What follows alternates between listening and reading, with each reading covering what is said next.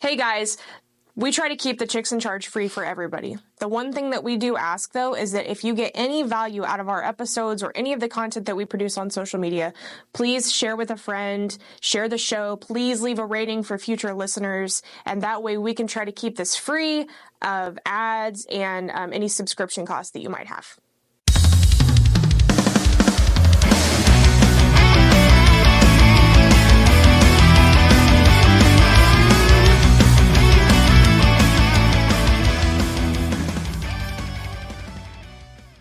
Hi. Hello, friends. So glad that you are tuning in again this week to listen to us. I am Jess. I'm Shasta. And we are the Chicks in Charge. And we are here today with Joey Little with Tasca Automotive. Hi, friend. Hi, Joey. How are you doing today? I'm good. Thanks for joining us. We're excited to have you on the show. Thank you. I'm just was deleting a lot of just junk email over here that I get from. I think I get about 7,000 emails a day. Oh God! That say, Wow. "Hey, try our AI product out. Yep. Hey, try our CDP out." Yep. It's never ending, is it? Yeah. So tell us a little bit about what you do with Tasca Auto Group. I'm the Chief Marketing Officer for the Tasca Automotive Group. We have 33, about to be 34 stores. We are primarily New England, the Yonkers, White Plains, New York area. Also, I've got 4 stores in Chicago, 3 stores in Florida, and then the furthest west we go is Kansas City, Missouri, which is where I call home. But the original Tasca Automotive, it was Tasca Ford, which is in Cranston, Rhode Island, which is our kind of our mothership. So, Nice. Wow. So you kind of do all of it for all of the stores, right? All the marketing. So it's kind of a funny situation with that. So originally I had been on the vendor side for my 12, 13 years. I was part of the original Vin Solutions crew that built that. We sold it to Auto Trader, of course. We moved on, built another company called MotoFuse, which we did some customer data. We merged with Auto Alert, the data mining platform. Was with them and the executive team up until about COVID time. Branched out and did my own thing. A lot of people don't know is that here in Kansas City, Gary Crossley Ford was the birthplace of Vin Solutions. And so I've been working with Todd Crossley, Gary Crossley Ford, for this entire, last 15 years. Todd asked me to come on as a VP of marketing for the one single store. Actually, we had 2 points. We had a used store too. Within 2 years, we made a deal with the Tasca Automotive Group, and Gary Crossley Ford went into and merged in with the Tasca Automotive Group. And at that time, they asked me to come to the executive level to run, basically fix websites first. And from that, it became a marketing kind of position because I have this really hardcore brick wall between marketing and sales operations. And there is a ton of DPs and GMs out there that doesn't think there should be a wall between those two. We've proved that it is important to have that wall. So when you think marketing in the dealership, a lot of people say Auto Trader, they say cars.com. That's more of a sales operations. Right. Well, we focus in the team that I lead. We focus on website. We focus on reputation management. We focus on social media. The true operations of marketing and not sales. Right. That makes sense. It does. How long have you been with Tasca Automotive? We merged 2016. What year is it now? 2024? We merged January 1st, 2023. And that's a big difference in 2016. That is So it's been a little over, a year and 4 months? Mm-hmm. So but I've had a relationship with the Tasca family because of my roles with Auto Alert. Tasca Automotive Group, Bob Tasca III was a part of our 20 group, our Ford 20 at Auto Alert. So have you ever had a life outside of automotive? Prior to starting with Vin Solutions, what industry were you in? Broadcasting. Okay, I did see that actually. When we were doing our research, I saw that you were a on-air personality a couple of years ago. It was back when shock jocks were all the rage. So I went by Joey Bags on Topeka's Rock Leader V100. So I had a shaved head, a big long goatee, used to ride a motorcycle a lot. My tattoos were showing. Okay. It was a whole persona that I had, which got me into automotive because I also was the face of the rock station, which meant that the car dealerships that were local wanted to use me as their whatever for their live remotes or commercials. So how did you transition from being a radio personality? That carries a big load as is, but then moving from that to Vin Solutions. So I got tired of being broke. That's fair. Being in broadcasting, also being in a market like Topeka, Kansas, which it's a medium market, but still it's like that's where dreams go to die. About Joplin too. Me too. I had gone back to school and just to take some photography kind of and videography because I'm old. I'll be 50 this year. It's crazy. You're so old. So if you have a degree, that you got like in 96, right? In marketing or business. It's so irrelevant now. Right. So you have to keep sharpening that sauce. So I went back to school for photography and video because I saw when I was in broadcasting that social media and content marketing was like, it was going to be the future, right? Video is going to be the future. I saw this way back in like 2000, or I'm sorry, 2004. And so I did that. When I left, I started my own business of photography and video for commercial, whatever photography. And a buddy of mine had a job opening at this little startup that was in Kansas City called Vin Solutions. They were looking for some kind of trainer or whatever it was. It was like maybe 12 employees. So I didn't even know what Vin Solutions did. In fact, when I went in for my interview, I thought they were a magazine publishing company. I had no clue. I did zero research. I could care less. All I wanted was a 9-to-5 job where I could get insurance and a little bit of, you know what I mean? When you own your own business, you're kind of, you guys are entrepreneurs, there's a lot of costs that happens. What's really funny is I had a YouTube series that was online called Fed and Faded, where me and my buddies went around Kansas and went to these local diners. And we did kind of a cross between diners, drive-ins, and dives and Man's versus Food. Put them on YouTube. They actually got picked up by the local CBS affiliate in Topeka. The CEO of Vin Solutions at the time, Mike DeLay, apparently saw my resume and looked that up on YouTube and thought it was one of the greatest things he had ever seen in his entire life, along with a series called Masterpiece Meatloaf. That was you too? That was me as well. I have to remember to go back and look these up when we're done. Oh, the Masterpiece Meatloaf is gone because I used copyright music. But the reason that door opened for me is because when I went into, and I was like interviewing with the support manager or something like that, his name was Bob, right? And Mike DeLay, this CEO of this company, it's a startup company, comes busting into this, not busting, but he walks in and he tells Bob, hey, take off. I'm going to talk to Joey. Mike wanted to do video. He understood content. He understood that as well. He understood also a lot of the talking heads that were in automotive at the time. We're talking like 2009, 2010 was all the same kind of garbage. Sitting there going, the reason I use this CRM is blah, blah, blah, blah, right? And he saw Masterpiece Meatloaf and he saw Fed and Fade and he's like, I like this guy. He's not applying. I don't even have a marketing team. So they created the marketing department at Vin Solutions for me. And we came in and we just started having fun. He didn't want the talking head video. So we did some more, entertaining type stuff. And as Mike says, the rest was history with him and I. As you know, I think a few years later, 2011, we sold the company for, a couple $100 million. We just kept, Mike and I are still close to this day. We still work on projects together. So, wow, that's really awesome. And it's really cool to kind of hear the chain of events that happened that led you to where you're at now. What do you think? I mean, I know that so much has happened in the last several years, including COVID, but what do you think the biggest difference between when you started at Vin Solutions to where we're at now in the world? What do you think that is? And from a marketing perspective? Marketing and automotive specifically, automotive retail, the choices that customers have, the places that customers can go to get information or to submit leads or just to do anything, and also the way that customers want to be communicated with. Those are the two biggest things that I've seen. And I think that, being in the BDC, we hear a lot of back and forth on that.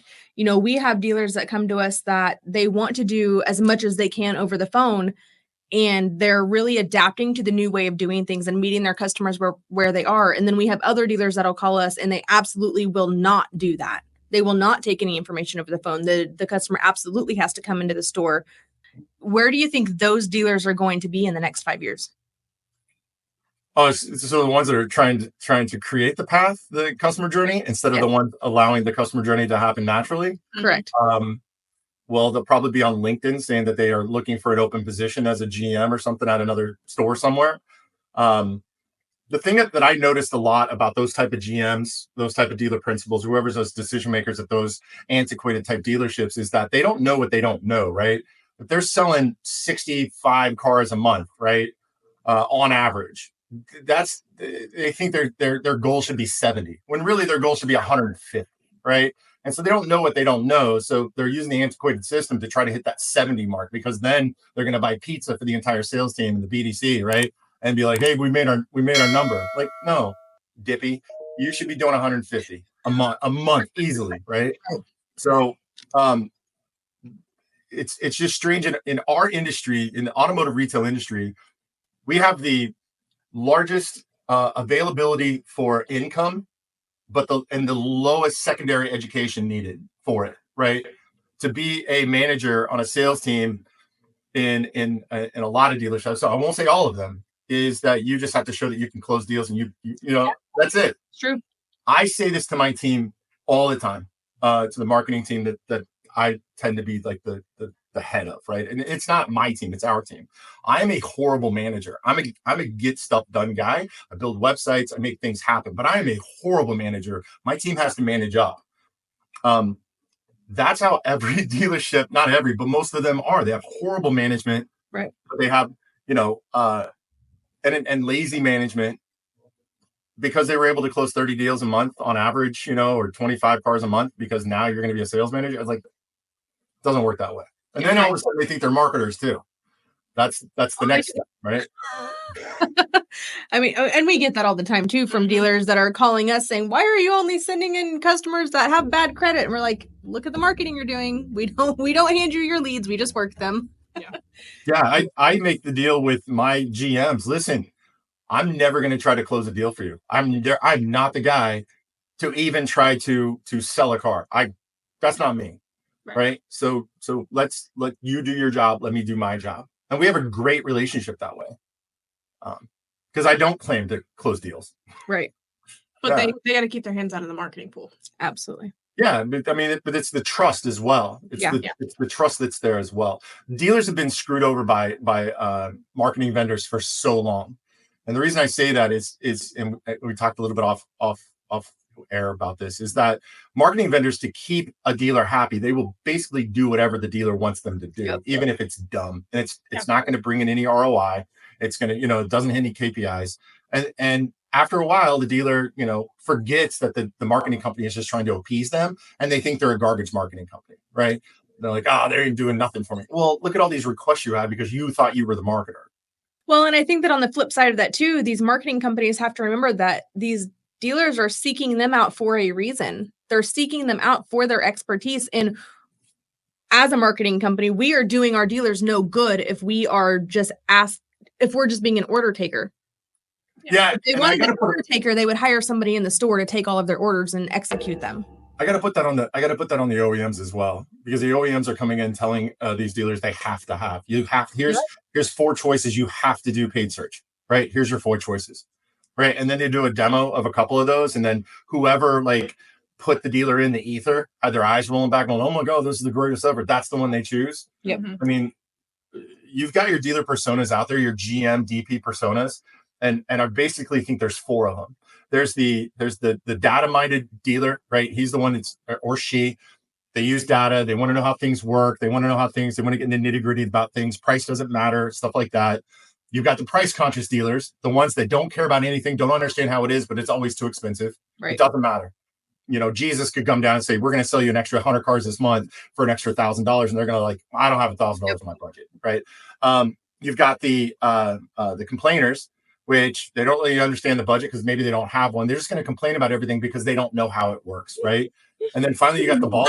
One of these, right? I have a name for every one of these.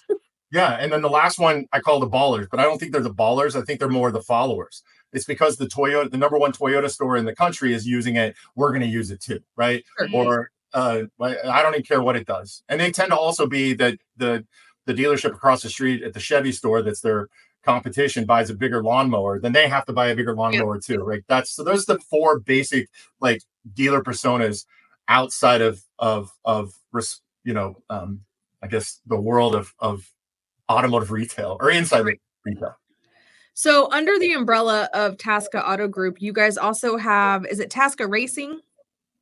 Yeah, we have the Tasca Racing team. Yes. So that's really cool. And you were telling us that you guys actually just had a really big record not too long ago. Can you tell everybody else about that? Because I think that's really neat. So the Tasca family, the entire family is owners of the Tasca Automotive Group. And so I get about 13 different Tasca emails from Tascas every day. I work with one of them the most, which is Bob Tasca III. And Bob Tasca is the driver of the Nitro Mustang Dark Horse funny car that we race in the NHRA.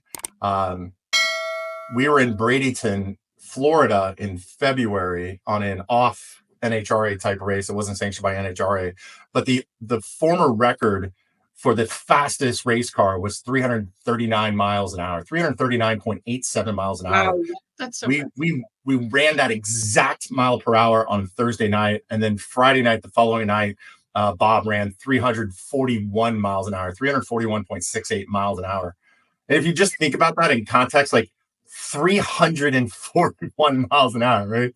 You imagine just going out, like if you're standing on the side of the road and a car goes by, you're going 100, imagine. So just crazy. Yeah. It's and the most amazing thing about that is it was in 1,000 feet. 1,000 feet. So we went to 0 to 341.68 miles an hour in 1,000 feet. What was the time on that like? I think it was like a 3.84. Wow. So we usually average right around 335 miles an hour, 3.8, 3.9. But like, it's a sport that comes down to hundreds of a second.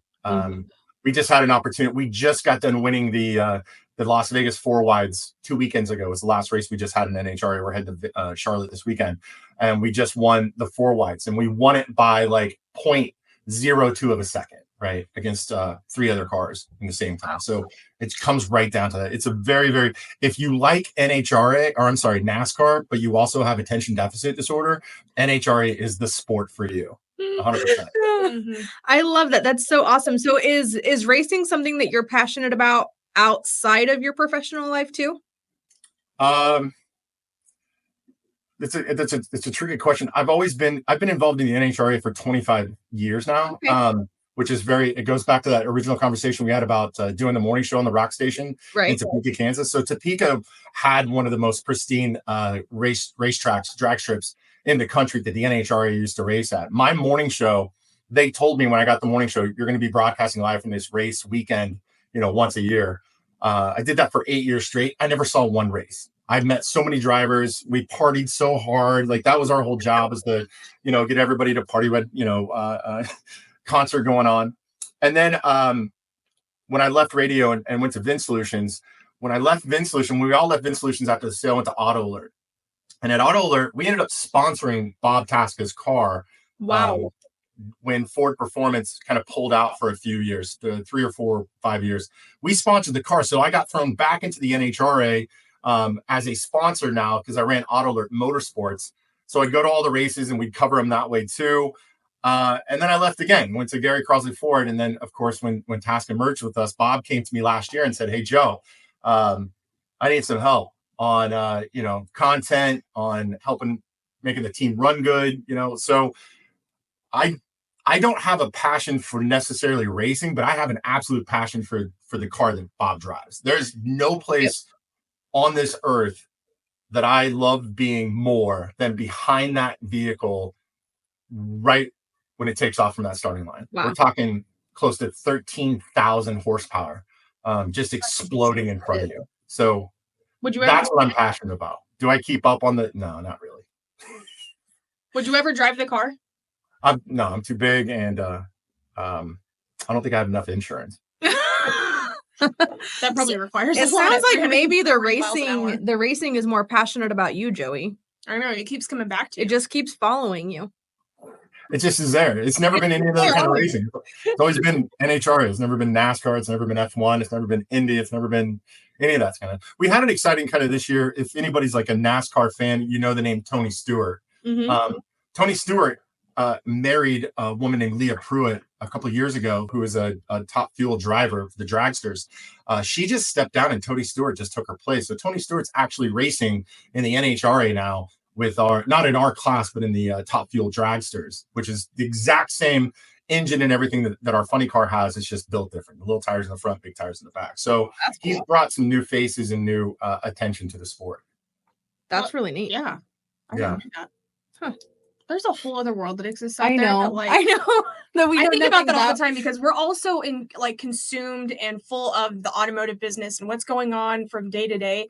And like, I just stop and think sometimes like there's a whole like real estate world out there. There's a whole medical world out there and like agricultural, that like they have all the same crap going on that we do. And we never know it because we're just so consumed by this. No, but I think it's crazy. Like, I think that Joey's a prime example of the opportunity that is in the automotive industry. Like, your whole story is just so impressive, Joey, how you went from Vin Solutions and Auto Alert, and now you're in with this huge group and you're doing all of this marketing. And I know that you have a team behind you, but your team has to be led from somewhere. And it says so much about you that your team is doing so well and that you have come this far and have been able to make such an impact that you have. Well, I can't take like all the credit for I have a passion within me, which is problem solving. I don't have kids. I've never been married, been in relationships and stuff like that. So I've never had those outside kind of distractions, Right? You know, that I've had to focus on, like traveling baseball team or Girl Scouts, or you know what I mean, or in-laws.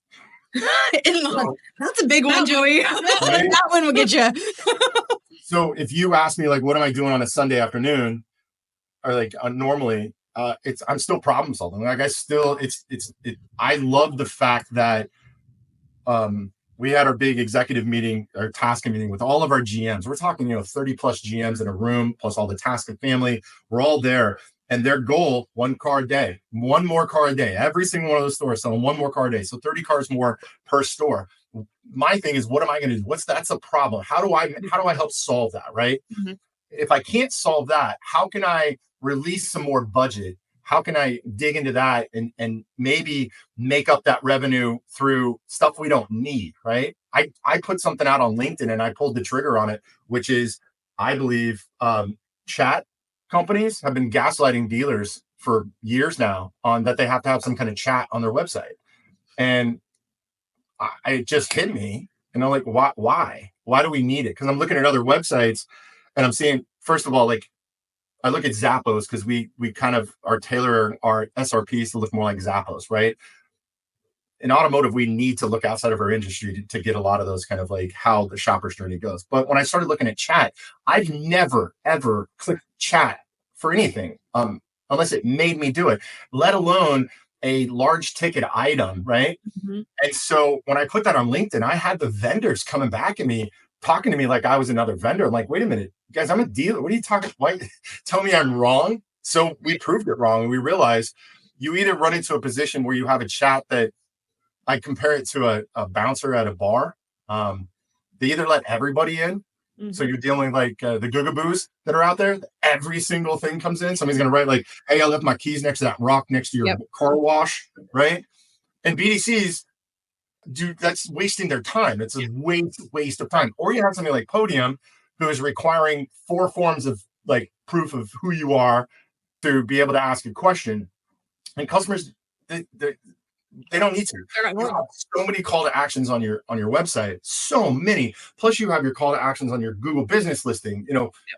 If a customer really wants to know information, they're gonna communicate with you. I actually think that the chat bot that keeps popping up when I'm trying to look on a website is more annoying than it being there. Like than it, especially on mobile, right? Yes, every time you change screens, it pops back up again. Yes. Hey, not you. Sorry, asshole. It's always Jessica or Ashley or some basic white girl name. Again, thanks. Yeah, and I'll tell you, the people that freaked out about it the most was the BDC agents at the stores, right?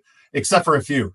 And then when they realized, oh, like no, we don't need this, right? Because they've been on it forever. Like you have to have it. You have to have it. You have to have it. Just like you have to have CTAs on your SRP. Once I took the CTAs off the SRPs, everybody freaked out about that. Like, how's a customer going to submit a lead on the VDP? That's where they're going to do it. Yeah. I don't buy my shoes from the search results on Zappos. I click through, right, and look at more information there. So through the pictures, and I actually like what I see. So I don't know how we got down this tangent of me going. I've been on this chat for a while now. I've been so disappointed with the chat companies that like were trying to call me out, tell me I was wrong. Like, I have 33 plus websites that I took chat off of like 2 months ago, and nothing has changed. And I'm sure you didn't lose any of your lead volume either. No, like at all. We've made some tweaks and stuff where lead volume has gone down, but our sales and our shows and all of that have gone up. Good. Because of the quality of lead that we are pulling in now. Right. I'm not going to flood the floor with a bunch of just garbage leads. And you guys being a BDC, knowing how that works, like, that's another thing that freaked the BDC out. They're working 100 leads, and your show ratio is low. Is because you have garbage leads that are coming in, but they're constantly busy. They're constantly trying to, because you're reaching out to these bad leads, like constantly doing, like, you got to send another text, I got to send another email. Well, if you have good leads, you have mid funnel, leads that are coming in, you don't have to do that much reaching out and following up and stuff like that, right? Saves everybody time and money all along the way. Absolutely. So, but you get BDC agents that are like, I don't have anything to do. Yeah, you have a lot to do. You just don't have to respond to these garbage leads. Yeah. So you've been in the industry for long enough that you've seen the hills and valleys that come along with it. In your opinion, where do you think the next 5 years will take us as an industry? Where do I think? So get into futurism here, right? Well, you said in 2004 you saw that video and social media was going to be the future. So I'm getting my my stock buying money out right now. So EV is going to take a hit. Electric vehicles are going to take a hit. They're already taking a hit. They're already dropping majorly. I think the focus away from EVs and back to ICE is going to be there. Mm-hmm. Right now, it's kind of an unstable kind of area because we're still waiting to see if used car, rates are going to be dropping. What we looked at was spring, that used car rates were going to drop. I think right now we're at 6.5, 6.9 for an average used car rate. I think that does take a toll on the used car market a lot. New car incentives are coming in. We're pushing more new cars out there, creating more used cars. So those used cars are going to be coming in for trade. We got to do something about the rate, right? So I think there's going to be a big focus on used car sales coming up. Plus, vehicles are lasting longer.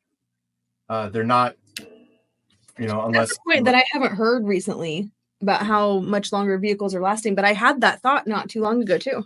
They seem to be that they're getting more mileage.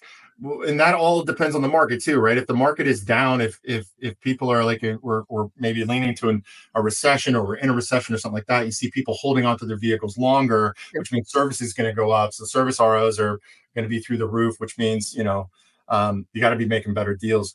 I see just a focus on pre-owned for at least once the drop happens. There's a lot of dealerships out there that have a lot of inventory that they're stuck with. There are, yeah. Spend a lot of money on. And I'm getting into sales operations, which I hate, but I have to market those, right? How do we market used cars? How do we market? A lot of times used cars just sell themselves when you're doing new, but they're not selling themselves at a high rate. I don't know if you're on the BDC side of things, if you get a lot of people that are calling in just asking what an average rate is on a used, or if they're just getting sticker shock as soon as they go in the box, but. What are you guys seeing? It happens occasionally. It's definitely not super often. We still get a lot of people focused on payment or down payment, stuff like that, because let's be honest, people are just uneducated when it comes to buying. They don't know what to ask. Here's okay. This just hit me. Changing the subject, but I'm going to stay on futurism. Okay. I believe the death of ego advertising is coming very, very soon. I think that it is about to really come to a fever pitch, which is going to trash a lot of traditional marketing, traditional avenues for advertising. For the listeners, what do you mean when you say ego? So ego advertising. Yeah. Oh my God, this pisses off a lot of people. Good. Let's do it. Let's go. So my time in radio, this would have been I left radio in 2008. So it would have been 99 to 2008. The way that we sold radio, the highest closing rate to sell radio advertising, and there was only basically at the time, this is back before like internet radio, right? XM was barely coming out, a little bit internet, but it seemed like we only sold it to like cell phone carriers and car dealers. There was only people buying any kind of like inventory on radio. And the way that you would sell it to a car dealer, you ready for it? Is you would not sell it for ROI. You would sell it with ego. You get a dealer, you get a GM, you get a DP, be like, hey, listen, why don't you buy this $10,000 a month ad, blah, blah, blah, blah, blah. I don't know. Hey, guess what? You can do your own spots, like your voice. Like you can be up on the billboard. You're on TV. Not only you, but you can also put your kid on there too. Because you know what? People buy from people they trust. And they're looking at you and they're thinking, hey, I can trust this guy or I can trust this lady. And so what happens is the ROI does not come with how many units are being sold. The ROI turns into how many people told that DP or GM at the grocery store they saw him on TV, right? But that person that told him that they saw him on TV, did they buy a car from him? Most of the time, no. They just saw him. Like, oh, yeah, you're the guy that does the annoying commercials and stuff like that. There's a difference between like ego marketing and what I like to say my boy Terry down in New York, in North Carolina does, where he just does annoying marketing. He just wants to doesn't care that it's his name. But the ego marketing is just, it is ran so rampant of there's no ROI. There's absolutely none. And so that's the only way that you can sell a non-ROI in this world of KPIs and return on investment, how many you clicked, how many went to your website, what your conversions were, blah, blah, blah, blah, blah. But the bigger that groups get, the single point mom and pop stores out there that do a lot of that ego marketing because they're sold by the local TV station because they don't know any better. By the way, ego marketing is not just in automotive, but it's also in furniture stores too. Look at just watch because ego marketing is you can sum up a car dealer's ego marketing message with basically it's 3 to 4 points. We have the most inventory, we have the lowest prices, and we won't screw you because my daddy's daddy owned it before his daddy did, right? That's it. And you can come trust us. Here's a picture of my kid because I'm a dad. And everybody trusts dads, right? Yeah. Like, you don't trust me? Here's my 17-year-old daughter to let you know, or my 15-year-old daughter. I got to be careful because Crosley and I go back and forth on this. It's different when it's a message, when it's not, when you're doing it to get the message out is one thing. When you're doing it just for ego, it's another thing. Right. But I don't. With the Tasca group, with as many stores as we got, and this, what I was trying to say is the group level, ego marketing doesn't exist because they understand you put your money in the right places for the right message, the right customers, the right time. And that's how you advertise. This whole top of mind awareness is just drastically dropped. Maybe in the 60s and the 70s, when top of mind awareness was like, when I ask you what, fast food cheeseburger, and you say Big Mac, McDonald's. Yeah, of course, because they loaded up those commercials and hit you every Saturday morning and Friday afternoon on TV. But in today's world, with TikTok and Twitter and Facebook and Instagram, your top of mind awareness is constantly changing all the time, right? it is. Constantly changing.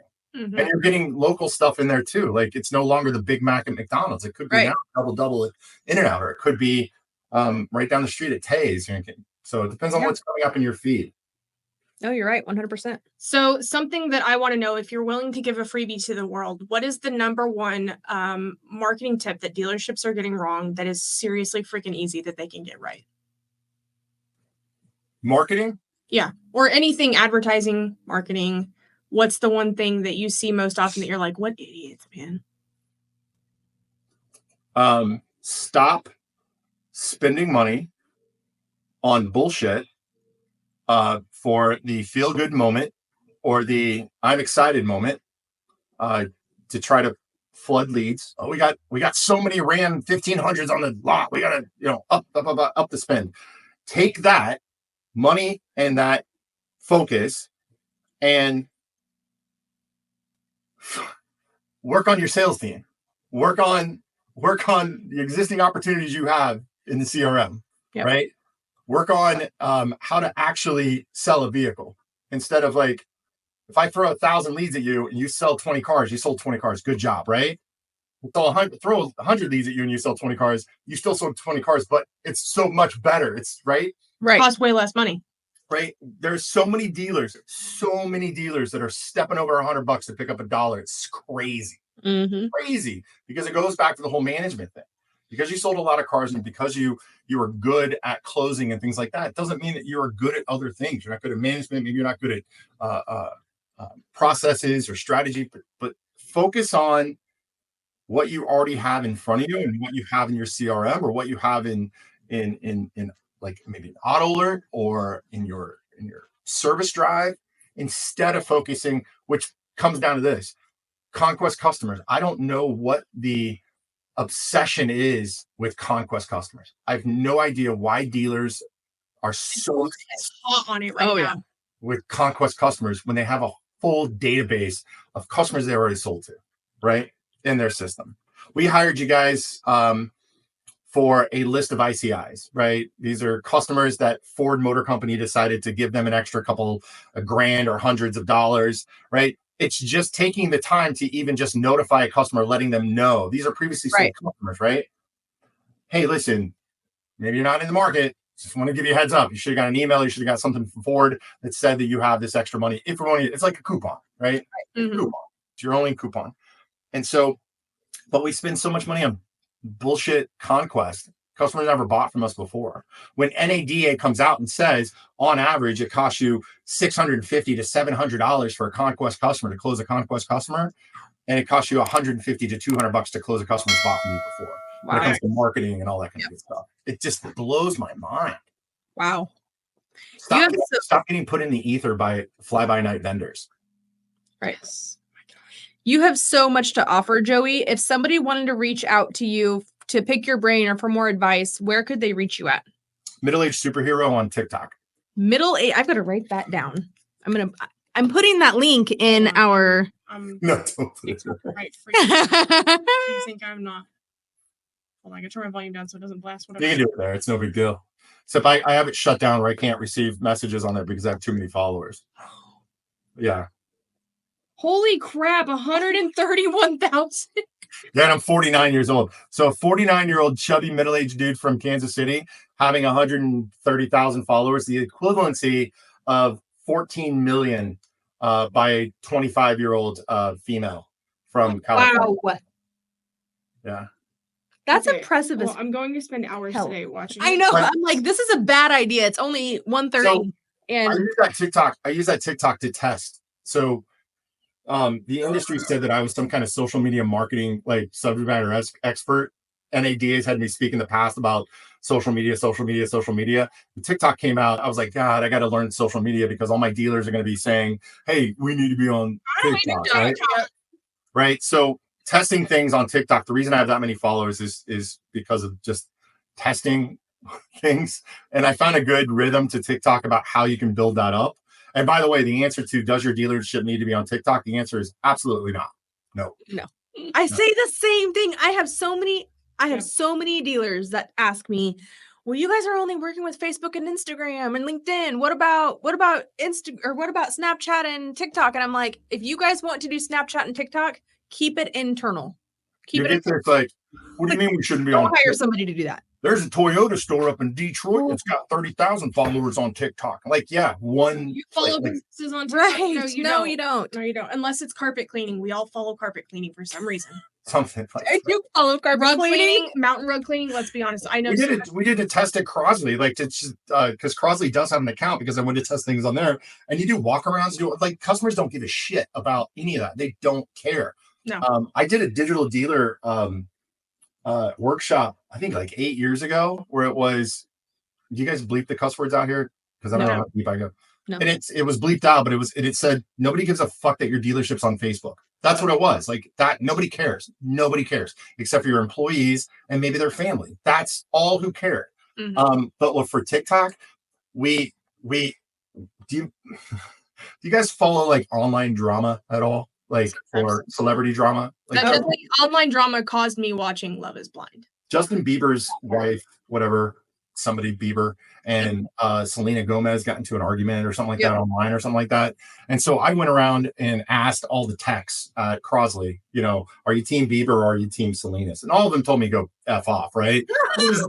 Right. It was funny and it was topical at the moment. And not one time did we mention the name of the dealership. Not one time did we, you know, anything about that. And I think it's 600,000 views or something like that. Right.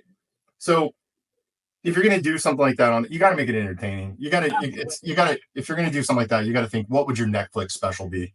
Like if your dealership is going to have a Netflix special, what would it be that people would watch? And I think of those things, and I think like you may not ever know your direct ROI if you're posting organically on Facebook, Instagram, TikTok. But like I think about so the person who sold me my car, I see him on Facebook, I see him on Instagram, I see him on TikTok, and all of his content across those platforms is different, but he's staying top of mind for me. Because he's an employee, because he's a person, right? Yeah. He's not a store. Right. Like I even like our stores, like we don't post happy customer pictures. We encourage the salespeople, they can post them and then we'll share them as a store in our stores, but we're not going to post that stuff. One, it's dangerous. We can get sued for not having a photo release as a business. But as an individual, an employee, they can post wherever they want to post, right? Yeah, it's and as a salesperson, they don't have to stay corporate with it. Yeah, they don't have these guidelines that they have to follow. They can go have fun with it and make it fun and entertaining for their customer base. There's a double-edged sword there, because then if you have somebody who's really efficient on social media, let's just say Facebook, right, for an older crowd, because that's where they're at. They're collecting their own kind of Rolodex that's not inside the CRM, right? With all these people that are friending them. Said Facebook is for older people. I know. I'm like, I'm only 30, Joey. You're only on Facebook because you're in the car industry. No, I don't know. I don't use Instagram. I don't use Instagram either. Instagram. I don't think a dealership needs to be on Instagram either. No. There's no ROI on Instagram at all. No, it's again just awareness. Ego marketing. Yep, there we go. Yep. But they definitely can follow Bob Taskett III on Instagram, TikTok. I'll tell you, I just sent an email to Bob this morning, or a text to Bob this morning. Facebook is still there. Facebook is I mean, your average race fan in NHRA is a 58-year-old white man, right? We hit 3.3 million impressions for in the last 28 days. So Facebook is still there. There's still just an older kind of market there that are watching. I'm not saying you guys are older, but whatever. We hear you. But yeah, there's so many different platforms out there. You can't stay. It's a lot. Yeah, it is. And trying to keep up with what's relevant nowadays. Oh my God. Like, and who's in charge of this? All of the algorithms changing on you at any moment, anytime you go into Facebook or Instagram or any of the social media apps. You never know where one thing has moved to from one day to the next. The thing is, just don't do it. Focus on your existing stuff first. Like, focus on your foundation. Focus on is your CRM set up right? You know, do you have automatic replies that are going out that you don't even know? Are you sending out emails, happy birthday to your car kind of emails and stuff? Like, get all that under control first. Get rid of all that. Take chat off your website. You don't have to do that, but I'm just saying, if you're in my markets, keep the chat. Yeah, how's your phone ups, right? Right. Who's shitting the bed when they call the dealership? What are they even being logged in your CRM? Man? Right. Like, so instead of like focusing about bitching that you're not on Instagram, maybe check and see if your team knows how to answer the phone, right? Or even call every phone number that's listed out there. I at Crosley, it's my fault. We had a phone number that was going to just a straight voicemail, right? Oh, no. On Google for a service department. It was just going, and nobody had access to that voicemail. Nobody. And it was full of customers going, hey, is my car going to be done by 5 o'clock today? I really no. Right. So oh God. Oh man. But the problem is that exact problem is probably affecting like at least 3% of dealerships in this country. Yeah. Oh, for sure. At least. I said at least. Put a 0 on that thing. Oh yeah. 30. That's just the painful truth. What do they call it in The Ugly Truth, that movie? Yeah, I had there's so many little things that you can do to make things better. Like one of my OEMs, I'm not going to call them out, but they were saying something about how we lost a half share % in market share for an area, right? And I came back to him and I said to him privately through an email, I said, listen, we'll take our chops of maybe we didn't sell enough cars or our region didn't sell enough cars. But the fact that you guys make us use dealer.com for our website should also be a factor why we're losing market share or why we haven't caught market share, right? So it's about testing everything and looking at everything and understanding, so you don't become, you don't know what you don't know, right? So sending in test leads, calling, secret shopping yourself, not relying on the OEM to do it for you. Looking at your website. Is your website easy to navigate? Take your website and compare it to something that you use every day, like Amazon. They may be different levels of what you're spending, but still is it. Can I give you one little quick one real quick? Absolutely. Okay. Bob would probably kill me for sharing this, but I'm going to share it anyway. Bob, stop listening. Close your ears. Go to a dealership website and look on the front page. And you can do it on mobile, do it on desktop, and look at the front page. Look at the index page above the fold. And most dealerships you're going to see has a drop-down search, right? Pick my year, pick my make, pick my model, pick my font, right? And then you hit enter, and then it pulls up the SRP where all the vehicles are, right? How many people do that in their regular world? Nobody. We live in a Google society, right? We live in a world where you go into search bars all the time and type in keywords of what you look, and just look at dealership websites about how they're antiquated about they don't have a search bar front and center if it ends up on your index or home page. They have a little magnifying glass up in the corner that you have to click that comes down, right? Do so we that's think just one little thing to look at on is the customer journey, is the customer, like, you don't know what you don't know. Right. I know most millennials that will go into a Google search bar and type in the actual URL of where they want to go to, facebook.com, hit enter, and then hit the Facebook results, right? We are a Google society. We are a search society, but yet 90% of our websites are not set up as user-friendly a Google society. So my question with that is, do we think that was created for the people who can't spell Hyundai or Telluride? No, I think it was created by somebody who convinced somebody else that they knew customer journeys and websites. That's probably fair. You know what I mean? I would be very interested to see an A/B test of that and like customer journeys over X amount of time and who clicked that box as opposed to finding the magnifying glass. You can tell a lot about, especially in a dealership with a GM. You sit down with a GM and they're gonna show you something on their website that they don't like or they want on their website, and they immediately jump on their desktop and they type it in direct and they go to the front page and they say, look at this right here. And you're like, well, 76% of your traffic actually looks at it on here, right? So why aren't we doing this first, right? Yeah. What's it look like there? Or they demand that their banners are at the top of their page, like, and I want banners that have rainbows and big things. Like, nobody clicks on the banners. Nobody clicks on the banners. Right. People are showing up on your website through searches. That's just how it is. They're showing up on your website. They're in up your SRPs, your VDPs, your special pages, right? Let's look at that journey before you start wanting to put giant buttons on the front page that look good on a desktop. Mm-hmm. Yeah, because on your phone, CTA stacks just get in the way. Yeah. I encourage you check out like taskaffordri.com. Look at the SRPs there, especially on a mobile, clean.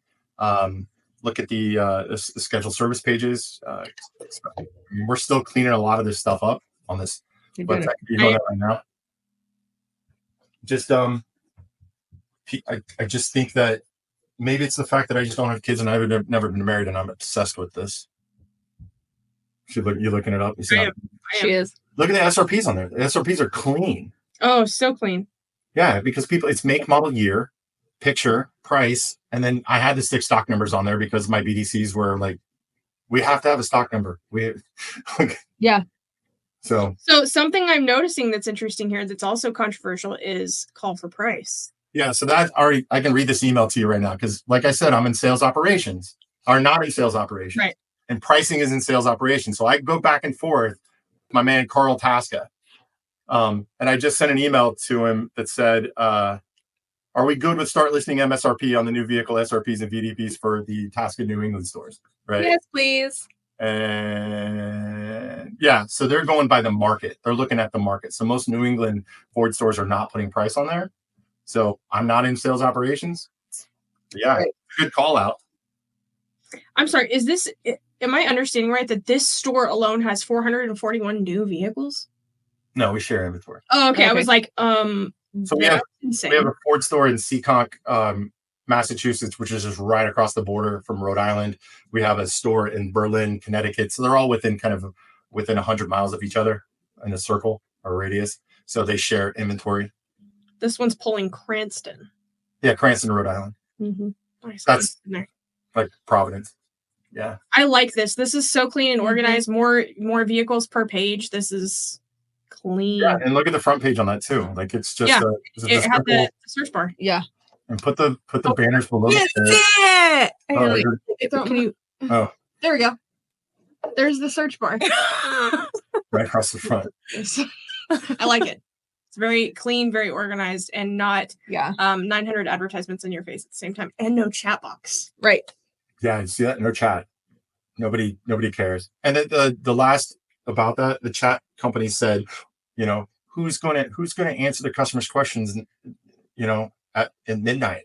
Like nobody. If they want to know bad enough, they're going to submit a lead, and then we're going to call them tomorrow morning. Right. You know what else we're getting rid of? You ready? About us pages or meet the staff pages. Okay.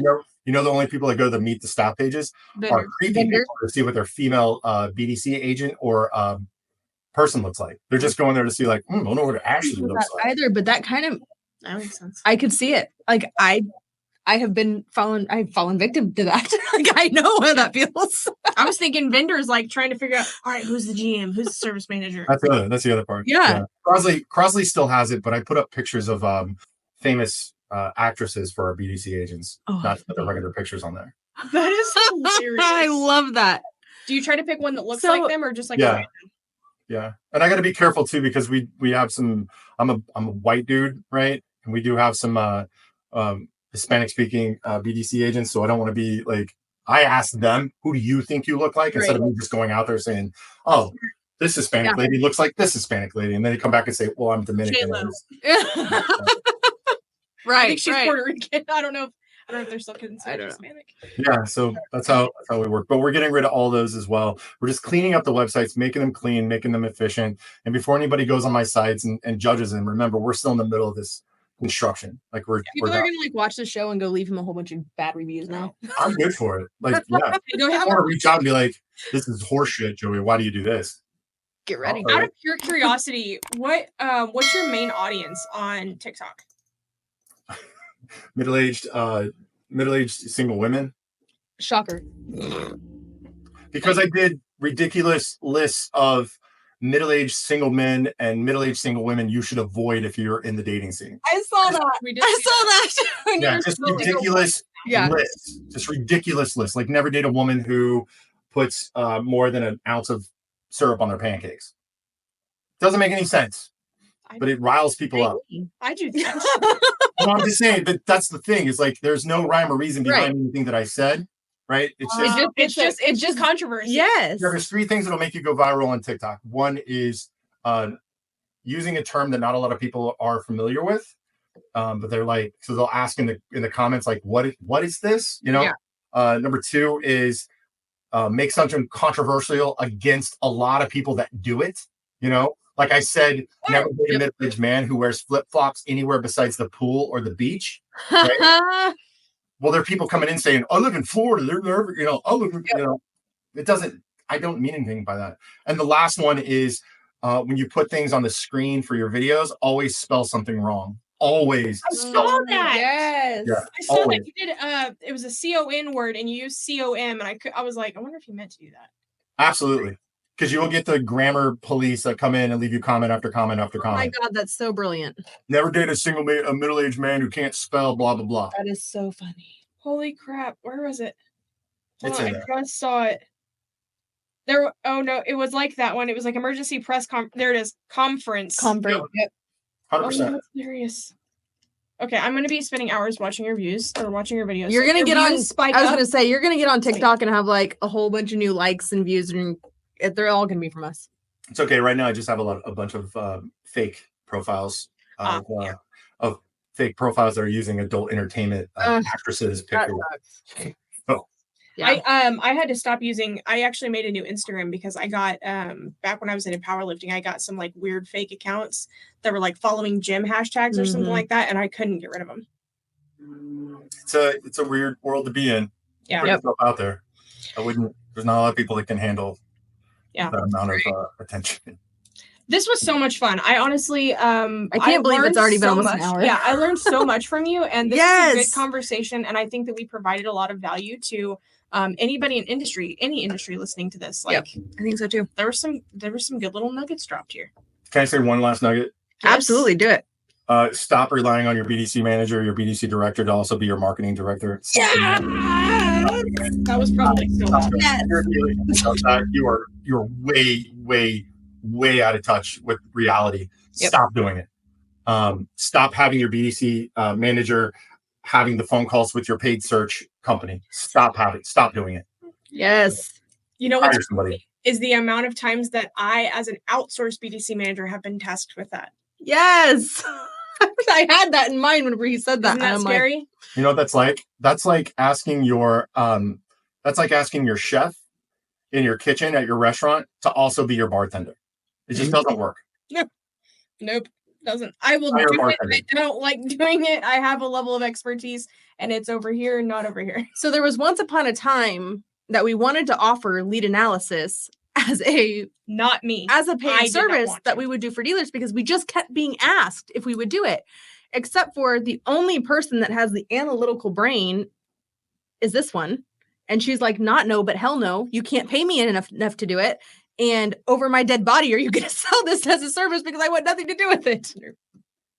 Take the money that you're spending on ego marketing on this bullshit advertising that you're doing just to make so you have your friends that see you on the billboards. Take that money and invest it in a quality marketing manager to work at your dealership. Right?